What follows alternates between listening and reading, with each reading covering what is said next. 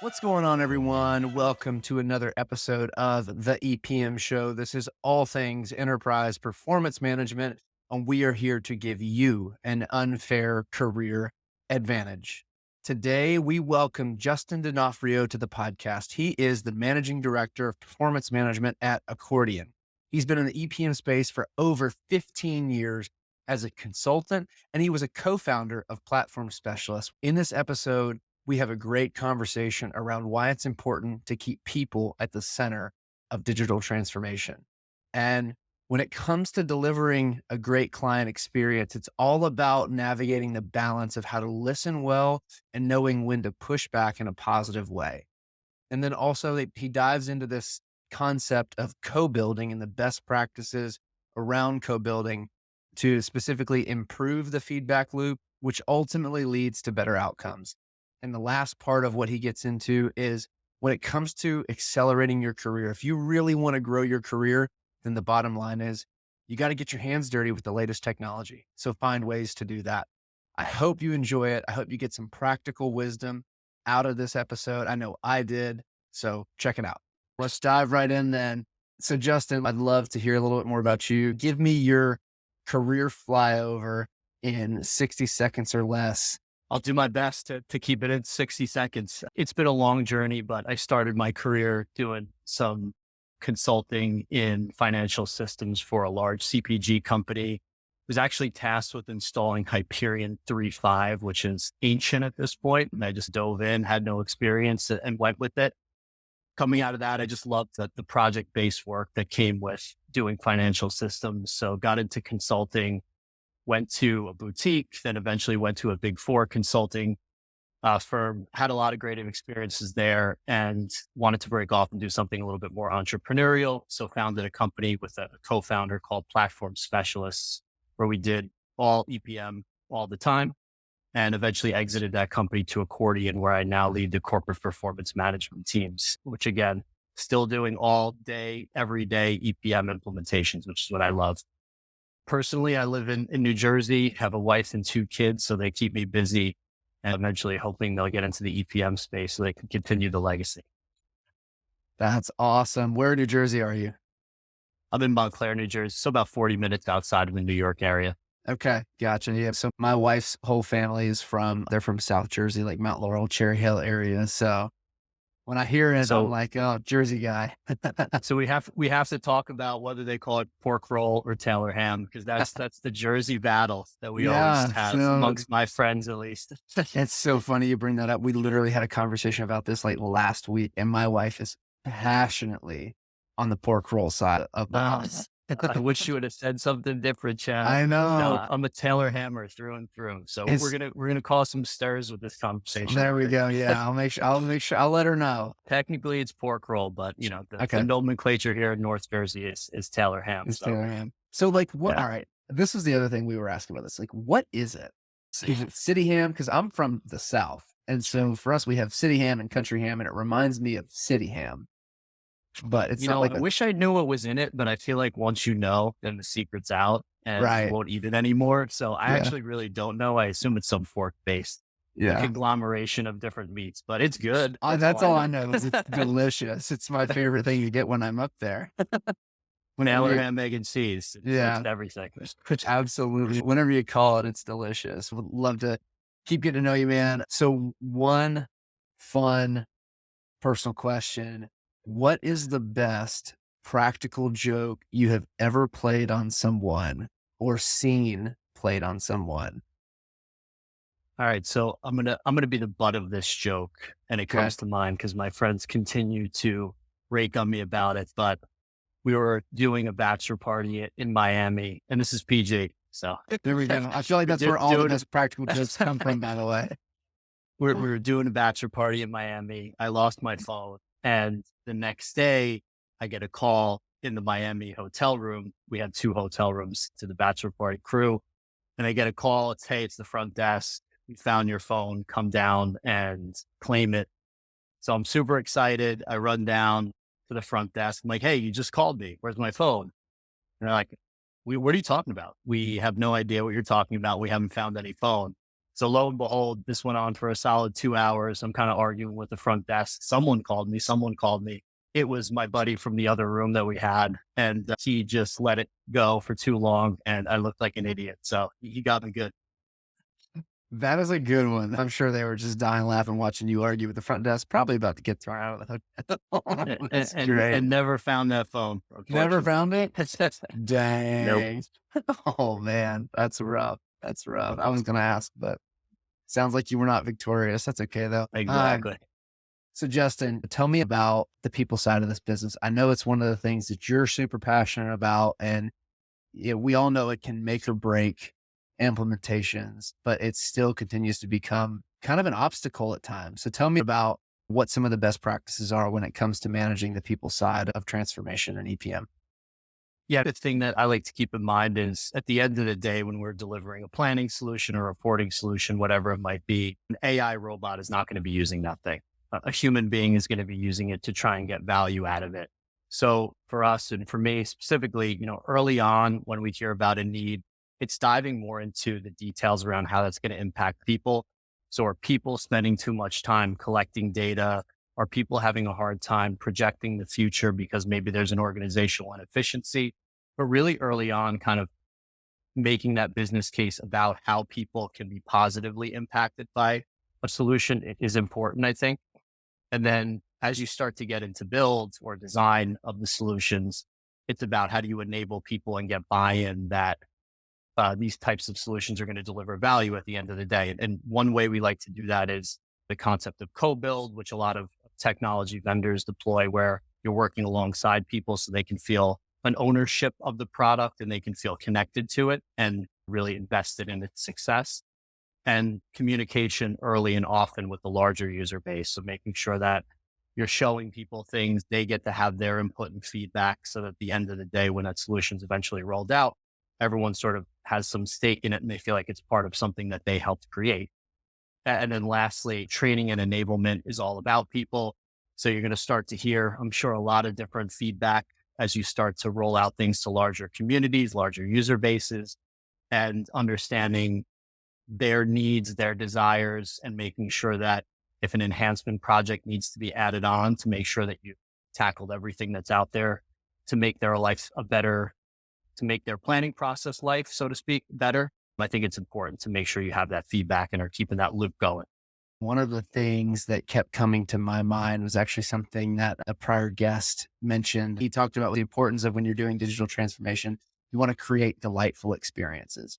If the Absolutely. end user is going to be in that tool 6 to 8 hours a day, 5 days a week, they should be able to enjoy that experience. We don't want it to be a painful experience. And that to me would be a mark of success when it comes to transformation, that you can create that delightful experience. And I'm also reminded that at the end of the day, especially as a consultant, your business is a service business, and Absolutely. service has got to keep people at the center. So what are some things that you've encouraged professionals to do when it comes to really being able to create those delightful experiences with clients? So it's a great question. There are a lot of things that I think you can do, but to me, most important is listening. And I know that sounds really cliche, but early on, make sure that you're understanding pain points that those users might have. If you're taking side notes about it, make sure that at the end of the project, you're actually helping that pain point by listening and understanding really the underlying issues that are going on that these types of solutions can solve. The other one is pushing back, right? I think we see a lot of consultants in the space that think appeasing every whim of a client is a good thing. And a lot of cases that's not. You want to make sure that you're taking feedback and you're listening, but you're also using your expertise around what good design is, what a good product looks like to enforce things that are going to ultimately help them, but they just may have a specific thought process around why it's not the right solution, but you'll need to use your expertise to, in a good way, push back and make sure that you're delivering something that's sustainable and best in class from a technology perspective. So it's a lot of listening and certainly some pushback when things aren't going to go down the path of being a good design, let's say. That makes sense. Being able to actively listen, I think builds a lot of credibility for people when you're working with a client. One thing that's in my head right now is I understand the importance of pushing back. How do you do that well? Or in other words, how do you do that in a way that builds trust and doesn't create divisiveness? I think first keep it light, right? We're doing important work here, but we're really not curing cancer in the EPM space. So make sure that you have a rapport with your clients or whoever else you're working with. And you keep it light as possible when you're going through these types of projects. The relationship aspect of it helps. I would say, sort of listening to what they want to do or maybe the misgivings that they have about change. Let's just say listening to them, hearing them sort of repeating back what their concerns are, but then presenting multiple options on how you can deliver on or mitigate that concern. So if, someone has an Excel file that they're in love with and they don't want to let it go, our biggest competition here in the EPM world, as I'm sure everyone knows, is Excel. It's kind of hard to Understand what believe, to be honest, when you've seen what some of these tools can do today. And you're like, I, wait, I don't think Excel will ever go away. And it is a great tool. So I think in that example, right, understanding what they're doing, hearing their pain point, but then saying, here's a couple ways I think I can make your life better with a platform like an EPM platform. Showing them things early and often and getting their feedback is really important. Because I think, again, the more people see things, the more they're invested in the ultimate solution and they feel like they were a part of it. Kind of the worst thing that you could do, or where we see the most trouble come into play, is when a consulting team locks themselves in a room for 3 months, develops something that they think people want or will use, and they come out at the end and everyone has never seen it, never had any input on it. And it's just not a good solution at the end of the day. So the more you can work with people, not do something and deliver it to them, the better I think the outcomes are going to be. it kind of goes back to something you said at the very beginning that I would love for us to dive a little bit further into. You talked about this idea of co-building because you want to give your clients ownership throughout the process. Can you kind of explain a little bit more about what co-building is and how to do it well? Yeah. So to me, co-building is not always that whoever you're working with, the client or end user, is sitting down and always co-building, hand in hand, technically speaking, with you. But the concept overall is that you're working with people and they're helping shape the end product. So in certain technologies in the CPM or EPM space, that might actually be, hey, let's get a builder in here and help us to take on a couple of these user stories so that at the end of the day, they can own it and understand how the process was built in Anaplan. That is a great way to co-build. But to me, co-building might also just be, finance folks that don't have the time to get their hands dirty in a tool are sitting with you on review sessions, kickoff sessions. They're helping you understand, they're helping you understand how they view data, how they plan, and you're showing them how that could work in a tool. So just the collaboration is the most important thing about the co-build. It doesn't typically always have to be everyone's hands on, but it should be that everyone's seeing things as they're being created and able to add their input and shape how the overall solutions looks. Because again, I think the thing you're really trying to mitigate is that we've developed something for 3 months or however long the project takes, come out, and no one's really seen it or had their input. So the solution is not something that works in practical terms. So when it's a collaborative effort, everyone kind of has to take stock and say, we created this. It's not that you created this and I have to use it. It's that we all collectively created it. And we typically see that lead to better outcomes because people have the ownership.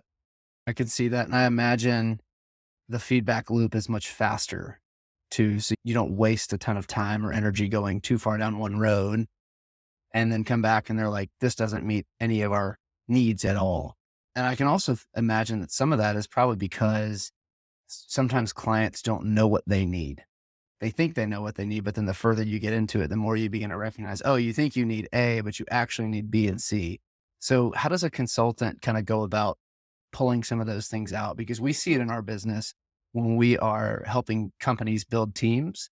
They talk about the type of talent they want or they need, and then we get feedback on a candidate and we realize, oh, you're actually more indexed on some other quality. And we have to be able to kind of read between the lines or read the tea leaves, if you will. What does it take to be able to do that well in an EPM implementation?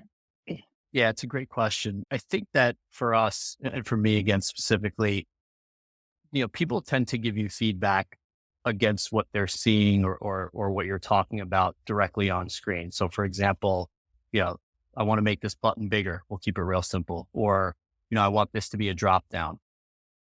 That feedback is helpful, but really you need to ask them why. Why do you want this to change? What is your process? Why are you doing it? Then you could distill it down to, okay, what I'm understanding is this just isn't an efficient layout because you have to click 12 buttons versus one. So really making the feedback go from here's how something specific is changing to here's the pain point or thing I'm trying to solve for is kind of the most important way to steer the conversation so that you can then take that, use your expertise in whatever the technology is you're deploying and give them the technical way to solve that problem that might not be exactly what they are looking for on screen at that given point in time. Because again, we're the experts here, right? Particularly for folks who have a ton of experience in the EPM space. We're being paid to really know the technology well and how to deploy the technology in a way that makes sense. So it goes back to the whole pushback thing, understanding the pain points, understanding what someone's trying to achieve, and then working with them and pushing back where needed on a best in class design and the best in class solution. Asking why is a fundamental, but we often miss it so much. And it's so critical to your point of being able to really get in and understand what it is they're actually looking for. That leads to a better product and a more delightful experience. So Justin, you started out in industry. I know then you moved to a boutique consulting firm and then you went to the big four and then you started your own firm and successfully exited to Accordion now. What advice would you give to someone early on in their career in the EPM space if they want to be able to succeed and look back and be really proud of the career that they've had? To me, the first thing I was thrown into really out of college was at a CPG company, them telling me to, as I mentioned earlier, install Hyperion. I think it was 3.5 at the time. And I had no experience with Hyperion. I had no experience with EPM. And I was barely, at the start of my first year in my career. And I just did it. I read up on it. I researched how to do it. I used a ton of Oracle support hours at that point in time to help actually get it done. And it was shaky, but we got it deployed. So to me, it's get your hands dirty, pick up the latest technology. If that's something that's available within your organization because you're using it for FP&A or because you're at a consulting firm and you're able to train on it, do everything and anything you can to get your hands on technology and understand how to deploy it well. Because, frankly, I rode my early career on the wave of Hyperion. So I latched onto a single technology. Knew it really well.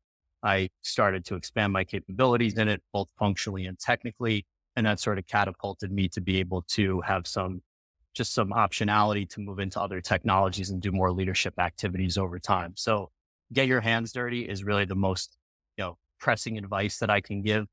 And then for me specifically, I had an undergrad in IT and I was relatively technical. I was kind of a nerd back in the day, still am actually. For everyone listening to the show, it's probably like you're still a nerd. But, I grew up around computers and around computers. And after having done some of that early stage Hyperion work, I knew I wanted to be more well versed to serve kind of the finance community. So I went back to school to round out my master's in finance. So to me, the foundation was the technical side of the house and really getting my hands dirty, but then also, take opportunities to round out your career so that you can be someone who understands the business side of the house as well as the technical side of the house. It kind of all goes back to the conversation we're having where we're solving business problems here. You do really need to know the technology, but as much as you can get up to speed on the business as you start to grow in your career, the better. A couple things that I heard there that I just wanted to call out. The first, get your hands dirty. Like get in there. You learned Hyperion through Oracle support hours and just that willingness to kind of learn how to self feed. I'm sure you had support people around you, but you took the ownership to say, no, I'm going to go and figure this out and apply myself to it. And the second piece is become an expert in your craft and what you're doing. And then that leads to opportunities down the road. And, I think one of the things that, at least for me, it's always like becoming an expert takes time. It takes time. So there has to be this balance of, patience to allow myself to collect the experience and grow, but also I have to continue to push. I have to push for new experiences. New experiences. I have to push for continuing to stretch myself so I can grow, because there's no growth in our comfort zone, right? We have to get out of our comfort zone in order to grow. So that's really, really good. I'll get you out of here on this question, Justin. Now that you sold to Accordion, things are going really well there. What's your next big, hairy, audacious goal you're going after? It doesn't have to be work related. It can be. It could be running a marathon, writing a book, or building your next company. I don't know, but what's kind of your next BHAG that you're going after? Yeah, so I have two. From a business standpoint, we're really trying to build the best CPM, EPM team here at Accordion. So we're pulling people from all technologies that are just best in the industry. And I'm really excited about, again, working with people, working amongst people that can teach me a lot. So my goals for the next couple of years are continuing to really build out our EPM, CPM team here at Accordion. And I don't see that changing anytime in the near future from a career perspective. From a side project, my wife and I created a card board game that we just launched on Amazon. So it's been a fun project. I'm learning a lot, something that I have not done before, selling on Amazon, working with some other folks in our crew here that launched this board game. So it's been a fun learning experience for sure. No way. What's the board game? Tell me about it. Give the plug. I don't want to pitch too hard, but no, it's, we play a lot of games like code names and monikers, Cards Against Humanity in my friend group. So we created a game called Biting Your Tongue. And basically the idea is you pick up a clue card and you have a set of cards in your hand that you need to act out a certain way in order to get that clue card. So for example, you might pick up Mario and Luigi as the card that you have to get your team to guess. And you can either do charades to get that. You can give them one word clues, or you could sort of do a free for all where there's battle between a couple teams. So we played it a lot on blank pieces of card from Amazon for a number of years. And we decided to just kind of, to the earlier conversation, just get our hands dirty and try and figure out if we could get it launched on Amazon. And we got it out there a couple of weeks ago. So it's been awesome. And I always just like learning. So learning experience of doing something new completely out of the EPM world has been interesting. That is really, really cool. I've never met anyone who's launched a game, but that's fantastic. We play games too. Have you ever played Nerds? Do you know that one? I have not. No, what's that about? I'll have to tell you more offline because it's a fun game. It's not anything inappropriate. It just would be too much to explain on a podcast. But yeah, we're big gamers, code names, Cards Against Humanity, all that stuff. Well, yeah. Justin, this has been awesome. Thanks so much for the time today. Where can people find you if they want to connect with you? Feel free to email me, jdonofrio@accordion.com. I'm on LinkedIn if you want to chat me on anything. And I do really love the space. Obviously, I've been in it for my entire career.